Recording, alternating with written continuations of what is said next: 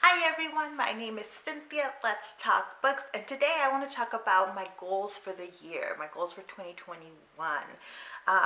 My reading goals specifically. So we will be talking about books today.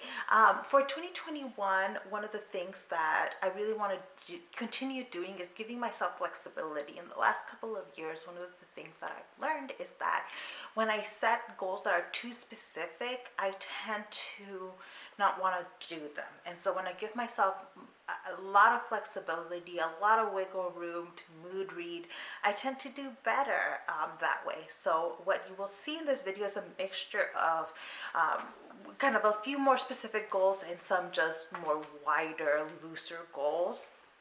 So let's get right to it. One of my main goals for 2021 is to read my shelves. One, because I should read the books that I'm buying, but also because I have some books that came in like book boxes, subscription services that I'm interested in, but I know I don't necessarily want to keep on my shelf. So I thought I should mix those into my reading throughout the year so that I can check them off my read list and also put them on my getting rid of list, right? To donate them or sell them or do something with those books. I usually have a really hard time getting rid of books, but I have, given the state of my shelves, I've decided that I really do need to focus a little bit more on reading the shelves and getting rid of the books that I know I'm not going to reread or there's no particular reason to keep. So I will hopefully come back at the end of the year telling you that I did really well with that. And I think the way I'm going to approach it is to check off all the books that I've read from my shelves and that I got rid of at the end of the year. Because those two goals are connected. We'll see how I do. I'm making no promises because I have such a hard time getting rid of books. Like I love having my shelves full of books. I love having my walls full of bookshelves filled with books. I'm gonna try. Another one of my goals is revolves around certain projects that I have going on. One that's an ongoing project and a few new ones. So one of the ongoing projects that I have had is reading the French classics. Last year, my goal was to read one every month, and I did really, really well up until COVID. Once COVID hit, that project went by the wayside. I did read a bunch of really good books that were French classics, including The Count of Monte Cristo by Alexandre Dumas, and I got a big chunker done from the list, so that I'm happy with. But I plan on continuing that in 2021 and really focusing on, again, reading at least one French classic per month. So one book from my Reading the French Classics list per month. I'll link below a video I did kind of talking about all the books on that list. I have since added books to that list, but that will give you a good sense of the books that are on that project. Another project that I want to do in 2021 is reading books on 1968. So here I have a few, actually this one's not on 1968. So here I have a couple of books. They're mostly in Spanish and dealing with the massacre of students at the plaza, one of the central plazas in Mexico City. And then talking about it, 1968 is one of the topics that I love teaching about, that I love researching. And so I'd like to share some of that reading here with you all. So I'm hoping that project gets done somewhere in the summer of 2021. A project that I hope will be done by the summer of 2021 is reading and sharing my thoughts on books that engage with the history of Black people, especially in Western Europe. So this is one of the things that I've noticed is a lot of us were not taught about it in school, and as a result, it feeds really white nationalist views of Western European history. As a historian of Western European, it's one of the things that I have a hard time getting my students to visualize, the fact that Western Europe is more diverse than they imagine and has always been. That Europe is not an isolated place, and it has been connected to Africa, to Asia, to just different regions of the world. And so in December, I read African Europeans by Olivette Otele. And I have a couple of other books here as part of that project. Afropean Notes from Black Europe by Johnny Pitts. And I've got Black and British, A Forgotten History by David Olusoga. This one looks like a huge book, but I know that this is a very readable, very accessible book. Olusoga is just the kind of historian that writes like that. This is more of like articles written by, are they all by the same author? Yeah, okay, so Pitts writes all of them, but they're on different topics. And I see quite a bit. Start with Paris. All right. Anyways, I'm gonna come back with a video on these, but as I read them, you will see me talk about them in wrap-up videos. So there we go. Those are a couple of different projects. I'll come to another project at the end. One of my other kind of more general goals is to read more in Spanish. This is where the 1968 project will really help me, because these books are going to be all in Spanish. But yeah, just as a way of maintaining my Spanish, so I doubt it will ever fully go away, but because I don't use Spanish on a daily basis, sometimes the vocabulary starts kind of disappearing, things like that, and I just want to keep as much of that as possible. I've also decided that I'm going to track my reading in several different ways that I had not before. I'm going to continue using Goodreads. If you don't follow me on Goodreads, the link is down below, but I am very good about tracking my reading there. But I also want to do a spreadsheet. That way I can keep track of how diversely I'm reading. In the summer of 2020, I started trying to keep track of that, but it was really hard to do it by hand. And a spreadsheet's going to help me do that better. I've already set up my spreadsheet, and yeah, you'll be seeing more from my spreadsheet in wrap-ups.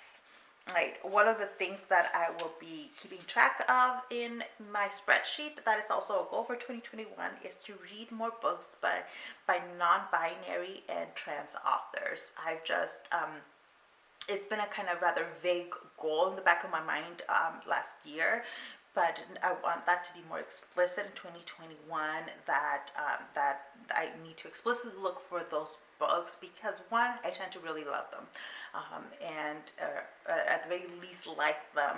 I've never had any problem with that, and that trans and non-binary authors have a harder time getting published, and I want to support those authors. I want publishers to know that those books will sell, that they're marketable, and to invest in those authors and in those books, because there are stories worth telling there. Another goal for 2021 is to read more books by Caribbean authors. So this is something that I discovered last year with the hashtag Read Caribbean, and I forget what month it is, in which to celebrate Caribbean history, and I want to take part in that again, because again, I have found new authors, new to me authors, and really with really amazing stories that I want to delve even more into. All right, we're getting towards the end here. Another big goal for me is to DNF more. I have a harder time for me. I'm a completionist. I like finishing things, checking them off, and in doing that, I sometimes make myself read books that are really not for me. They're not bringing me the kind of joy that I seek in books, and I need to start just DNFing. Did not finish, right? Not finishing books that are not making me happy, that are not what I look for in my reading. And again, I don't have a specific number there because, you know, if every book I pick up ends up being really good, then I'm not going to DNF it. But eventually, there's always a few books that I, you know, force myself to finish, and I will not do that. I will try really hard to not do that in 2021. I also want to read more Agatha Christie books. In my like prized possessions over here shelf, I have my Silvia Moreno Garcia books and my Agatha Christie books. I really love Agatha Christie. My favorites are the ABC Murders and Then There Were None. But she has a giant oeuvre that I need to delve more into. And so, again, not being specific about how many Agatha Christie books I'm going to pick up because I'm such a mood reader. But I want to work through that shelf, start working through it. And then two last goals is to caption all my videos for YouTube. I've started doing that in 2020, primarily because I started captioning all my videos for classes. Once the pandemic began, all my classes went online, and in my teaching, all of my videos have to be accessible. And I just, like, I got in the habit of it. I find that for really long videos in my teaching that it can take up a long time, but most of my videos for booktube are very manageable, which means there is no reason why I can't caption each and every single one of them. So that I'm going to continue working on that, so that each and every single video that I'm putting up is. And finally, one of my last goals here is to do a project on reading historical fictions. At the end of 2020, I did a video talking about, you know, how I, as a historian, right, my specialty is modern France, tend to shy away from reading books